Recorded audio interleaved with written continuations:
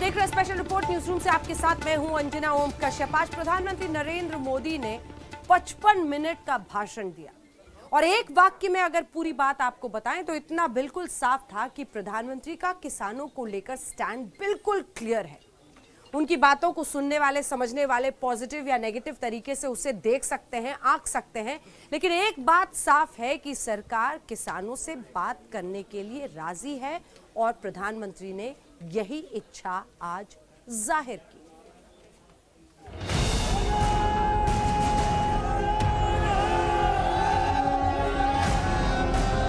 देश के किसानों का अनुमान है 55 मिनट के सीधे संवाद की संपूर्ण व्याख्या। तो हम सर झुकाकर किसान भाइयों के सामने हाथ जोड़कर बहुत ही विनम्रता के साथ देश के किसान के हित में उनकी चिंता का निराकरण करने के लिए हर मुद्दे पर बात करने के लिए तैयार हैं।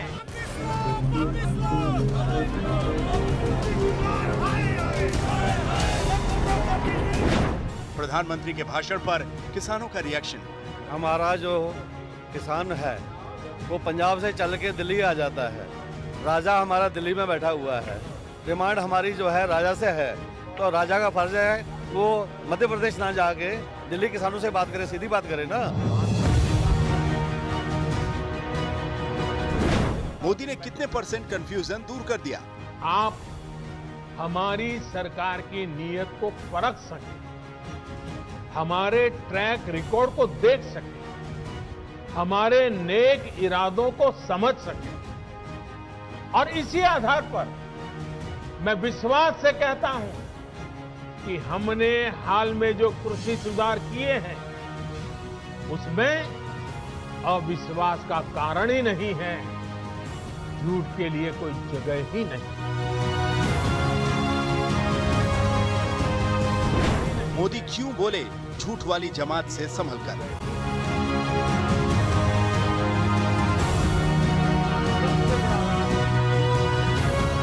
किसानों से नरेंद्र मोदी की सीधी बात।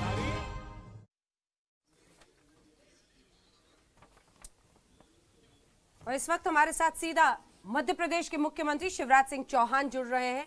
बहुत स्वागत सर आपका आज तक पर। बहुत सारी कोशिशें इस वक्त सरकार की तरफ से, आपकी सरकार की तरफ से हो रही हैं किसानों से संपर्क साधने के लिए। ऐसे कई मजमे मध्य प्रदेश में भी आप लगा रहे हैं, क्या कोशिश है? क्योंकि दिल्ली में वो किसान अभी भी डटे हुए हैं अपने विरोध में, अपने आंदोलन में। आप वहां पर उनसे बात कर रहे हैं, क्या इससे हासिल होगा?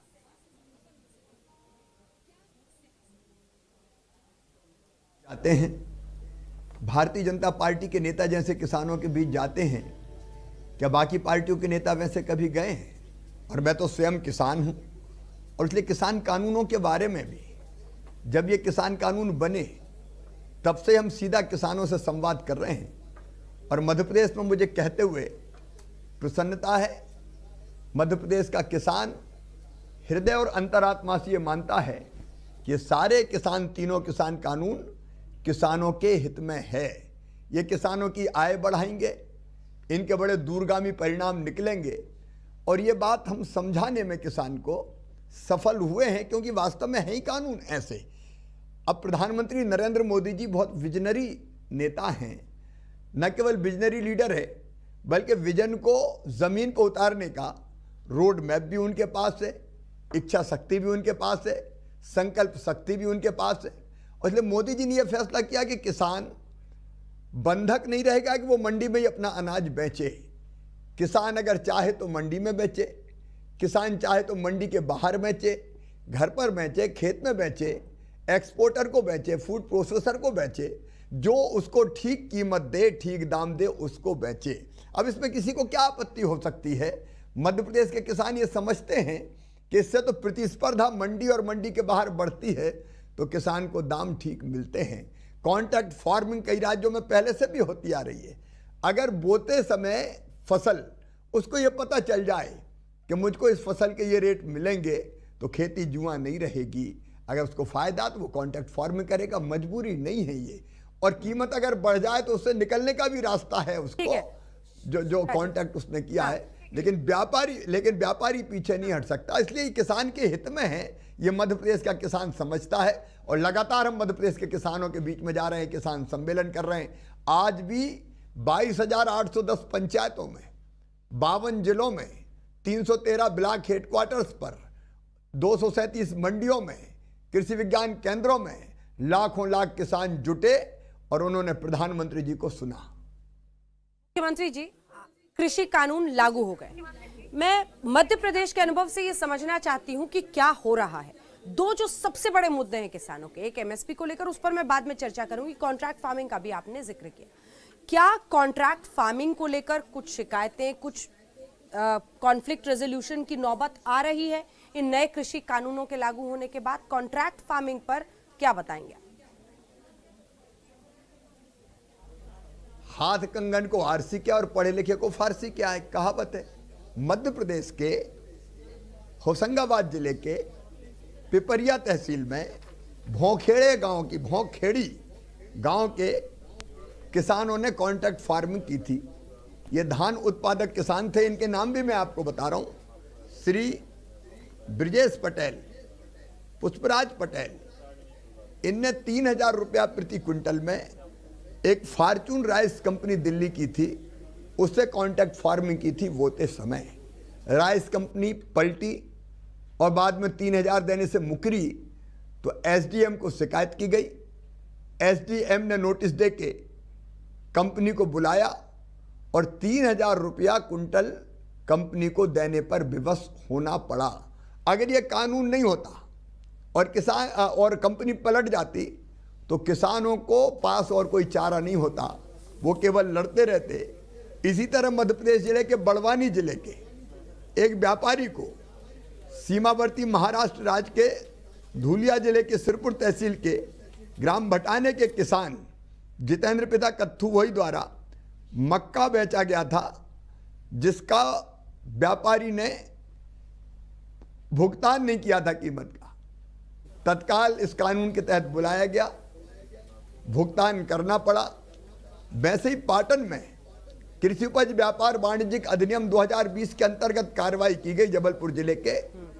इसके अंतर्गत एसडीएम पाटन द्वारा पाटन के किसान श्री प्रीतम सिंह, विनय वैद्य, भगवान दास वैद्य, राकेश पटेल को उपज का भुगतान न करने पर, व्यापारी उपज का भुगतान समय पर ना करने पर और उपज खरीदी की रसीद ना देने पर व्यापारी के विरुद्ध, व्यापारी फर्म के विरुद्ध 25,000 रुपये का जुर्माना किया गया और संबंधित फर्म द्वारा 24 घंटे के भीतर 22 लाख से अधिक की राशि किसानों के खाते में जमा करवाई गई। लेकिन नहीं ऐसे अनेकों उदाहरण मध्य प्रदेश में मेरे पास है, जिसके कारण किसानों को इन कानूनों से लाभ हुआ है। शिवराज जी, एक दूसरा पक्ष इसका ये भी हुआ ना कि प्रॉब्लम्स आ रही हैं, मतलब किसानों को भुगतान में इन प्राइवेट जो भी व्यापारी, आपने कहा एक जगह आपने कंपनी की बात की, वो भुगतान में नानुकुर कर रहे हैं। ये भी एक पक्ष है, ये एक परेशानी है। प्रॉब्लम्स पहले भी आती थी, जब व्यापारी मंडी में बेचता था तब भी प्रॉब्लम्स आती थी, लेकिन तब ऐसा कोई कानून नहीं था। मंडी का कोई व्यापारी पैसा खा के भाग जाए तो किसानों के पास सिर धुनने के अलावा कोई रास्ता नहीं होता था। लेकिन अब ये शक्तिशाली कानून उसके साथ है, जिसके तहत व्यापारी या फर्म किसान का पैसा खा के भाग नहीं सकते, वादे से मुकर नहीं सकते, वादा तोड़ नहीं सकते। एक तस्वीर आपकी हम लोग दिखा रहे हैं, वहां पर आप एक तरह से दंडवत करते हुए, और आज प्रधानमंत्री ने भी कहा है कि सिर झुकाकर, हाथ जोड़कर हम किसानों से बातचीत करना चाह रहे हैं। सरकार क्या ये समझ रही है कि एक बहुत बड़ी परेशानी, कम से कम यहाँ पर देखिए आप शिवराज जी, राजधानी के बॉर्डर्स पर किसान बैठे हुए हैं, बड़ी मुश्किल है और इसको जल्द से जल्द सुलझाना एक बहुत बड़ी चुनौती तो बनी गई है। आप सोचिए, दिसंबर का महीना है, 3 डिग्री 4 डिग्री दिल्ली का तापमान है और वहां पर रात गुजार रहा है किसान।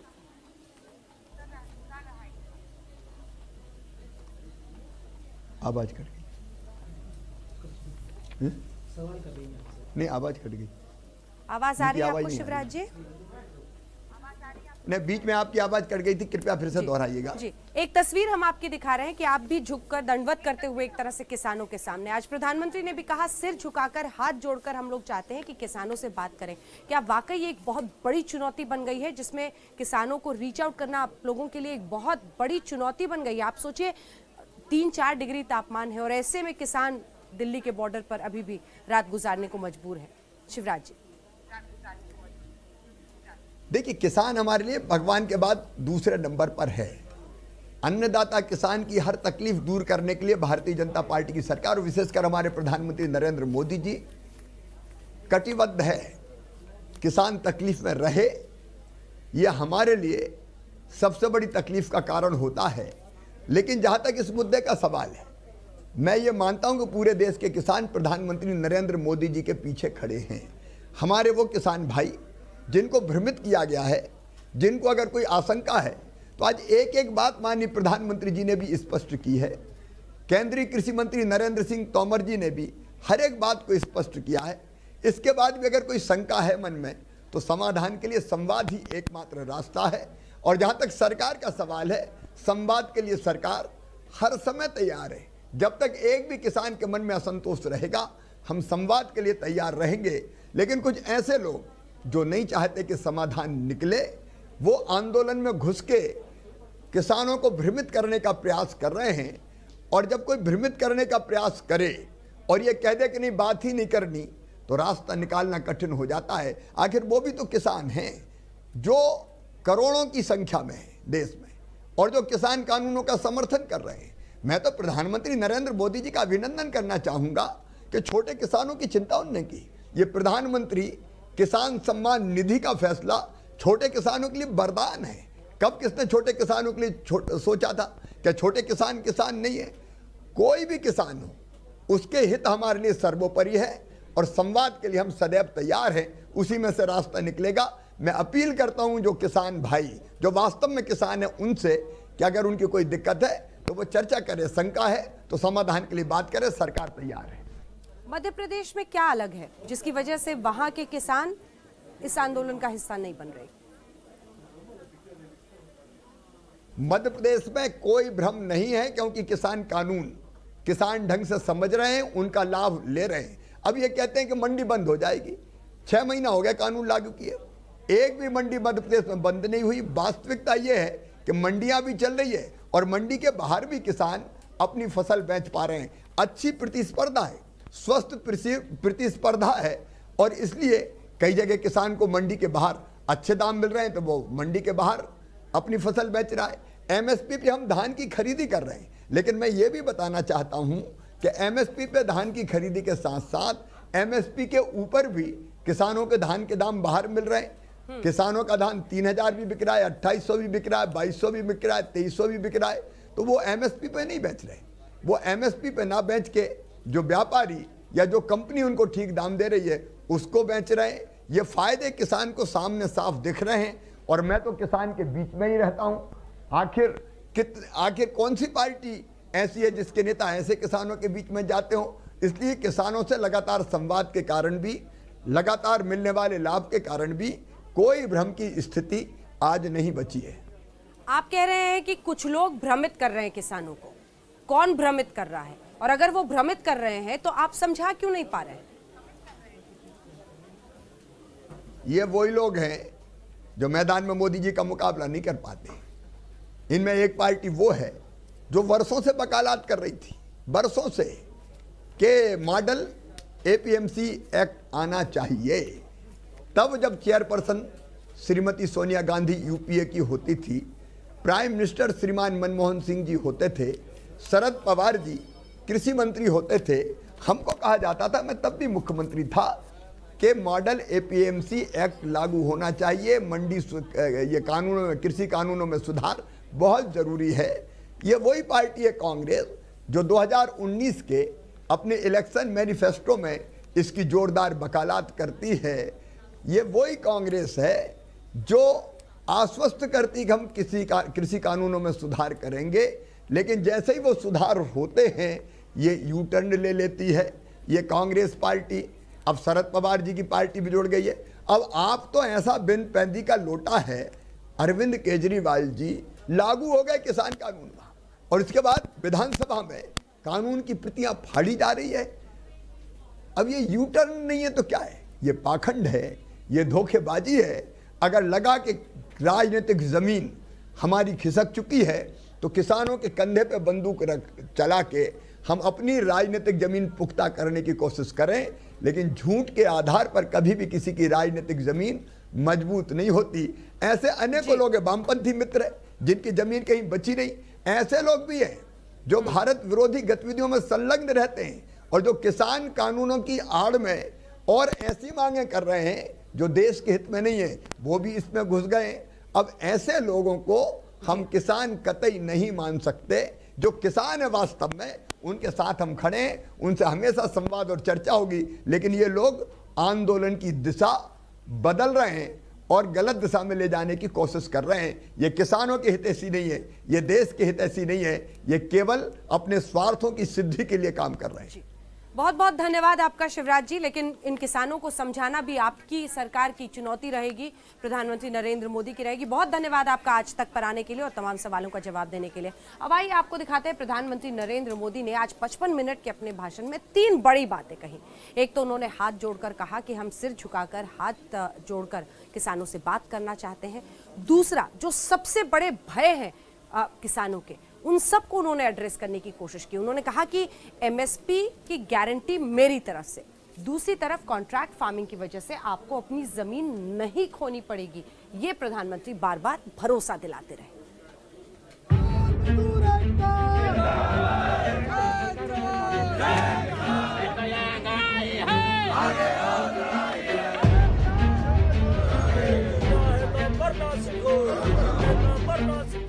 मैं आज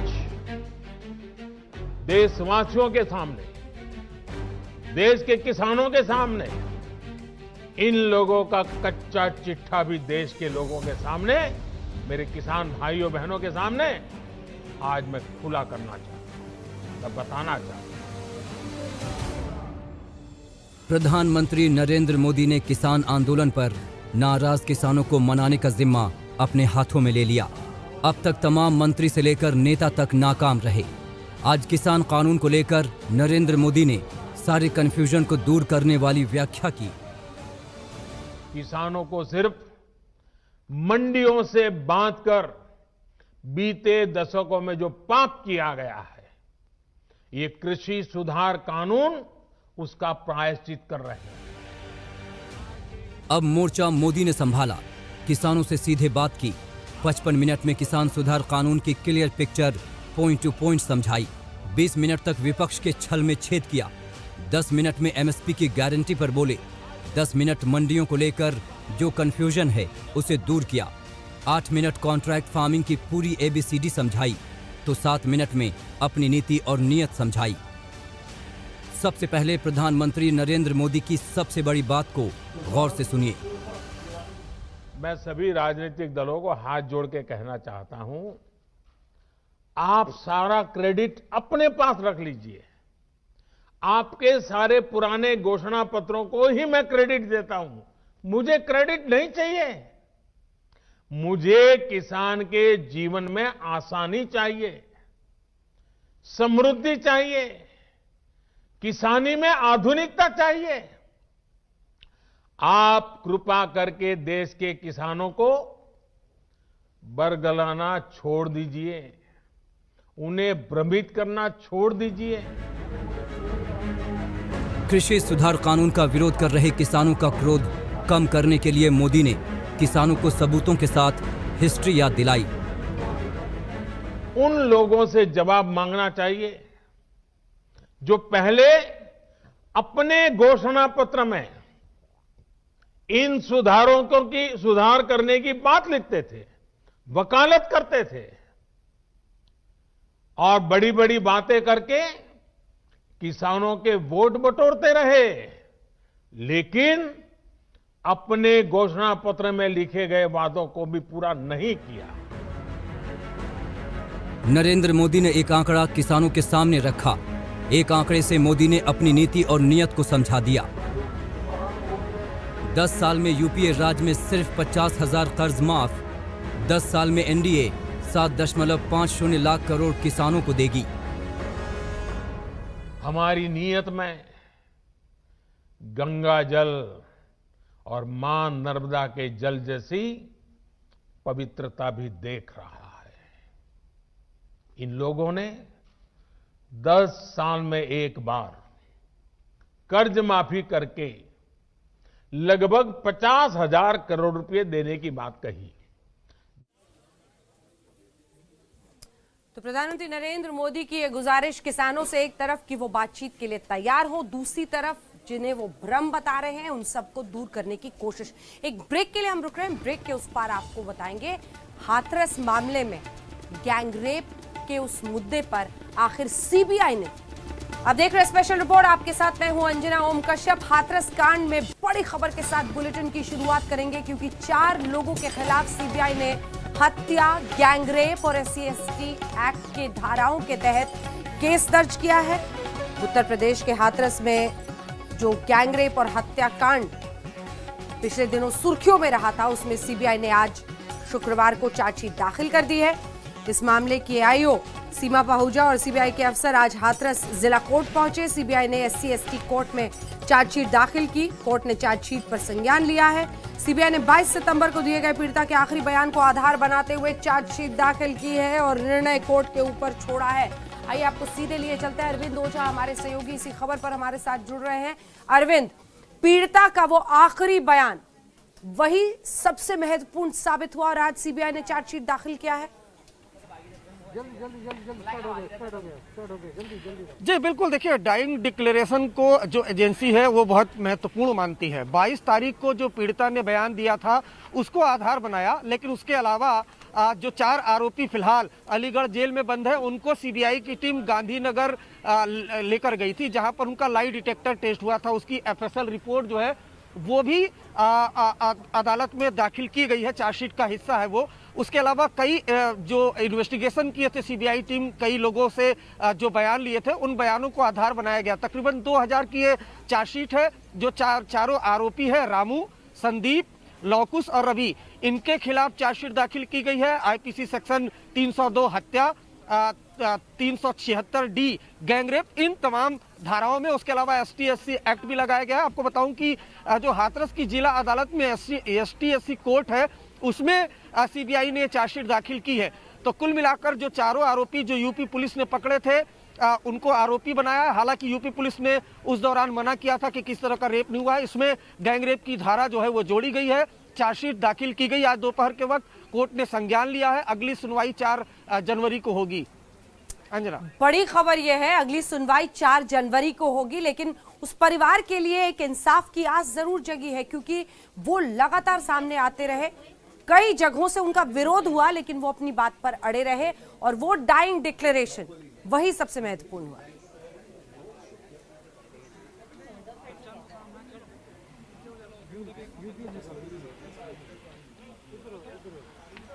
अरविंद, क्या आप सवाल सुन पाए? सवाल मेरा ये है कि बहुत जगहों से विरोध हुआ, परिवार ने बहुत कुछ झेला क्योंकि वो दूसरा परिवार और तमाम परिवार भी उसी गांव में थे। ऐसे में हर तरफ से ये दबाव बना कि ऐसा कुछ नहीं हुआ है। पुलिस ने भी शुरुआत में FIR दर्ज करने के बाद गैंगरेप जैसी चीजों पर वो जरा बैकफुट पर चले जा रहे थे, पीछे हट रहे थे अपनी बात से। ऐसे में परिवार के लिए इंसाफ की एक बहुत बड़ी आस जगी है इस चार्जशीट के साथ। जी बिल्कुल, देखिए परिवार की आस जगी है। अपनी बेटी को खोया उन्होंने और जिस तरीके से बवाल हंगामा राजनीति हुई और जिस तरीके से खासकर ये केस तब चर्चा में आया बहुत ज़्यादा तब जब यूपी पुलिस ने देर रात जो पीड़िता है उसका अंतिम संस्कार करवा दिया था। उसको लेकर भी कोर्ट ने संज्ञान लिया था और लताड़ लगाई थी।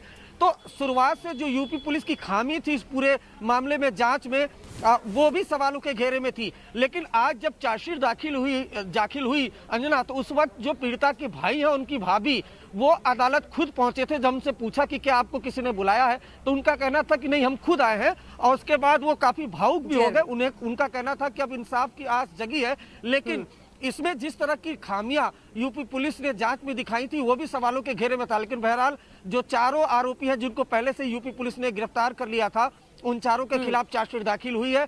बड़ी बात बिल्कुल। यह है कि हत्या के अलावा गैंगरेप की अरविंद। धाराएं भी जोड़ी गई हैं, जिनको यूपी पुलिस ने नकार दिया था। अंजना, बिल्कुल अरविंद, लौटेंगे। और देखिए, बहुत बड़ी बात है ये, यूपी पुलिस ने जिस तरह से उस बच्ची का एक तरह से अंतिम संस्कार कर दिया था और जो परिवार को शामिल नहीं हुआ था, पूरा बवाल देश में इसकी वजह से हुआ था। इन सब पर चर्चा करेंगे। जल्दी से पहले आपको सुना देते हैं वो डाइंग डिक्लेरेशन हाथरस की उस बच्ची का, जिसकी वजह से आज ये चार्जशीट दाखिल हुई। कब एक बार और रेप करने की कोशिश की थी पहले? अच्छा, इससे पहले रेप करने की कोशिश की थी लेकिन क्या हुआ? भाग आए थे।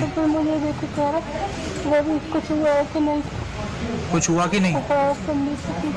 अच्छा अच्छा, तो रवि कह रहा था कुछ हुआ कि नहीं? हाँ, अच्छा, ये दोनों मिले हुए हैं, तो उस समय तो बच गए आप। फिर उस दिन जिस दिन आपकी चोट लगी है उस दिन रेप हुआ है? अच्छा, दोनों ने किया था, कोई और भी था? वो दोनों थे और बाकी सब भाग गए थे। अच्छा, बाकी सब भाग गए थे। मम्मी को देखते ही। अच्छा, मम्मी को देख के भाग गए थे। तो आप उस समय होश में थे? थोड़ा सा होश था। थोड़ा सा होश था। अच्छा अच्छा, तो रेप हुआ आपके साथ, उसके बाद क्या किया? मेरी मम्मी ने मुंह में पानी डाला तो कुछ नहीं, क्या हुआ। ये है लड़की का वो आखिरी बयान जिसकी वजह से पूरा मामला आगे बढ़ा। सीबीआई ने चार्जशीट दायर की है। हत्या, गैंगरेप और SC/ST एक्ट की धाराओं के तहत मामला दर्ज किया है। जिन 4 आरोपियों के खिलाफ, अब उनके बारे में जरा आपको बता देते हैं। संदीप 22 साल का, 10वीं तक पढ़ाई की है, काम पल्लेदारी का है, ये आरोपी नंबर 1 है। आरोपी नंबर 2 लवकुश 19 साल का, 12वीं तक पढ़ाई की है, खेती का काम करता है। राम कुमार तीसरा आरोपी, 28 साल का, 10वीं तक पढ़ाई हुई है, गांव में रहता है, काम कुछ खास नहीं। रवि 28 साल का, 10वीं तक इसने पढ़ाई की है और काम है दूध के प्लांट में काम करने का। यह आरोपी नंबर 4 है। उन दिनों जब हाथरस कांड का ये पूरा केस चल रहा था, आपने इन आरोपियों के परिवार वालों को भी सुना था, लेकिन अब जबकि सीबीआई ने केस दर्ज कर लिया है, चार्जशीट दायर कर दी है, उसके बाद परिवार के लिए, पीड़िता के परिवार के लिए इंसाफ की आस जगी है। सुनिए।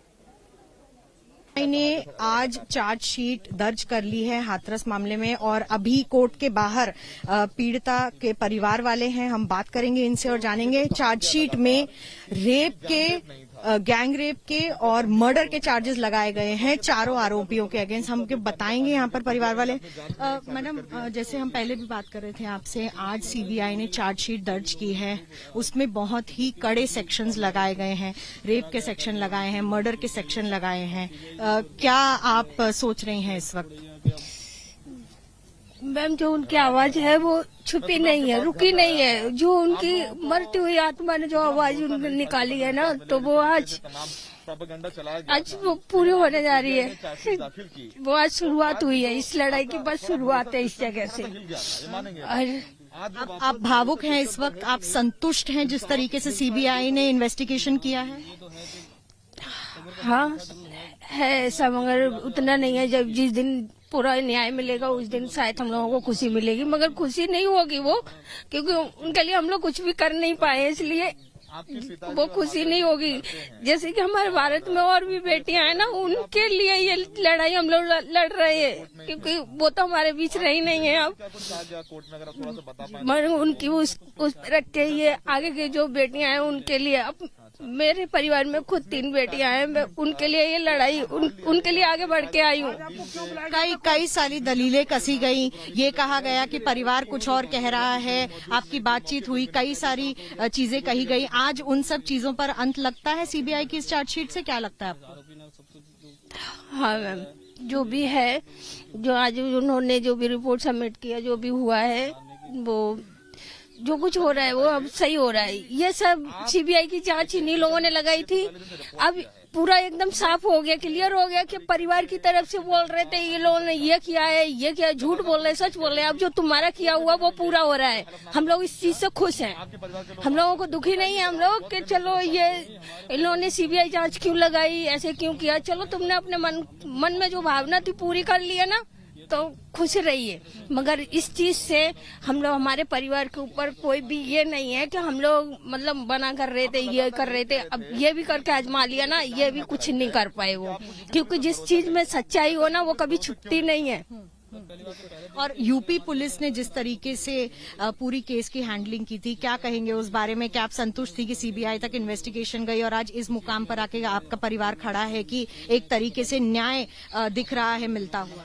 मैम, यूपी पुलिस से हम लोग संतुष्ट नहीं है। यूपी पुलिस में जैसे डीएम सर ने जो भी किया है, और यूपी की सरकार बार बार यही कह रही है कि डीएम साहब ने कुछ भी गलत नहीं किया है। तो जो अंतिम जो संस्कार होता है उसमें चेहरा वगैरह दिखाने की बात रही हो, हम लोगों को इस तरीका से उन्होंने प्रताड़ित किया, उस चीज को देख के हम लोगों को लग रहा है कि डीएम साहब को जल्द से जल्द हटाया जाए, क्योंकि हम लोग चाहते हैं कि ये हमारी सरकार से रिक्वेस्ट है कि उन्हें हटाया जाए, और इन्हें कहीं दूसरी जगह भेजा जाएगा ना तो वो भी वहाँ पे भी यही गंदगी फैलाएंगे वो, क्योंकि हर जगह आरोपियों को बचाएंगे और बस अपनी जेबें भरेंगे। आधी रात में जिस तरीके से आप कह रहे हैं क्रियाक्रम किया गया था, उस पर कोर्ट में कुछ कहा गया आज आपसे?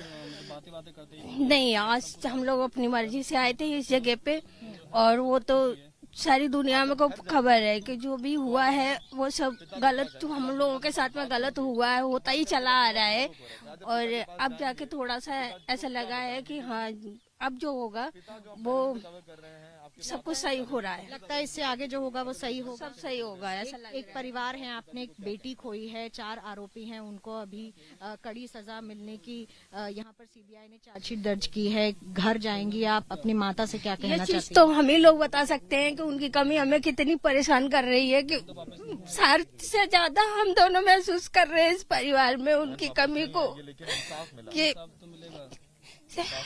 देखिए, इस वक्त काफी भावुक यहाँ पर इन्होंने काफी कुछ झेला है, और आज यहाँ पर सीबीआई की चार्जशीट दर्ज करने के बाद वो कोर्ट के बाहर हैं और बात कर रहे हैं, हमसे कह रहे हैं कि वो लड़की वो वापस नहीं आएगी, लेकिन जिस तरीके से पूरी चार्जशीट दर्ज की गई है इससे कहीं ना कहीं लगता है कि हाँ न्याय है और आगे भी न्याय मिलता रहेगा। रितेश मिश्रा के साथ मैं मिलन शर्मा, आज तक। तो परिवार की बातें आपने सुनी, लंबी लड़ाई रही है ये उनके लिए। इस बीच आपको दिखाते हैं, तमाम राजनीतिक पार्टियों ने उत्तर प्रदेश सरकार को इस पर घेरा था।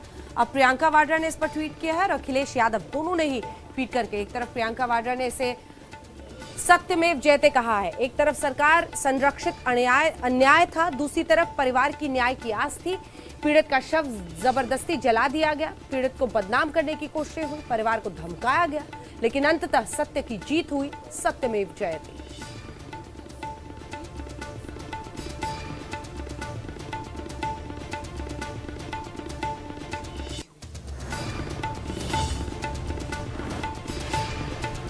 तो इस पूरे मामले में तब भी कांग्रेस पार्टी की तरफ से प्रियंका गांधी ने इस मुद्दे को उठाया था, और दूसरी तरफ अब अखिलेश यादव का भी ट्वीट हम आपको दिखाते हैं, क्योंकि अखिलेश यादव ने भी राजनीतिक रूप से यूपी सरकार को घेरा था। हाथरस कांड में उत्तर प्रदेश की भाजपा सरकार की लाख कोशिशों के बाद भी जनता, विपक्ष व सच्चे मीडिया के दबाव में सीबीआई जांच बैठानी ही पड़ी।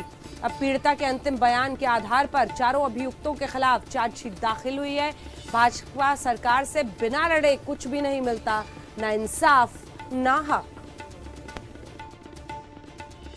जिस तरह से हाथरस के केस में सीबीआई ने डाइन डिक्लेरेशन के आधार पर चारों अभियुक्तों के खिलाफ चार्जशीट फाइल की, ये तभी संभव हो पाया जब समाजवादी लोग उस समय रोड पे आए और सरकार पे दबाव बनाया, मीडिया ने सरकार पे दबाव बनाया, यहाँ की प्रदेश की जनता ने सरकार पे दबाव बनाया, तब जाके आज ये चार्जशीट फाइल हुई। अब मैं सरकार से कहूंगा, सरकार उन अधिकारियों के खिलाफ भी कार्रवाई कीजिए जिन्होंने उस समय बोला था कि पीड़िता के साथ तो रेप हुआ ही नहीं, और कुछ अधिकारी पीड़िता के परिवार को धमका रहे थे, उनको परेशान कर रहे थे, उनके खिलाफ भी कार्रवाई होनी चाहिए, तभी जाके असली न्याय मिलेगा और उत्तर प्रदेश में कानून का राज होगा। देखिए, हाथरस की घटना में सीबीआई ने जो चार्जशीट दाखिल की है, उस चार्जशीट दाखिल होने के बाद कम से कम हम ये कह सकते हैं योगी सरकार के मुंह पर करारा तमाचा है। यही योगी सरकार, भारतीय जनता पार्टी के लोग सीना पीट रहे थे कि नहीं, वो चारों लड़के निर्दोष हैं। आखिर अब क्या हुआ? अब वो दोषी साबित हो गए, तो हम सबसे ज्यादा धन्यवाद देंगे देश की मीडिया को। अगर मीडिया ने नहीं दिखाया होता तो सीबीआई नहीं होती, सीबीआई नहीं होती तो सच सामने नहीं आता। ये बात साफ हो गई है कि भारतीय जनता पार्टी हमेशा झूठ बोलती है। हमारे नेता माननीय अखिलेश यादव जी ने कहा कि भारतीय जनता पार्टी से कुछ पाने के लिए उससे लड़ना पड़ता है, वो न्याय पाने की बात हो या हक पाने की बात हो। आइए अब आपको दिखाते हैं सीबीआई ने जो चार्जशीट दायर की है उसमें कौन कौन सी धाराएं इन चारों आरोपियों पर लगाई गई हैं। धारा 302 यानी हत्या का मामला, 376A, 376D गैंगरेप की दोनों धाराएं लगाई गई हैं। धारा 325 SC/ST एक्ट के तहत भी केस दर्ज किया गया है। इस खबर पर रहेगी हमारी नजर। एक ब्रेक के लिए हम रुक रहे हैं, देखते रहिए आज तक।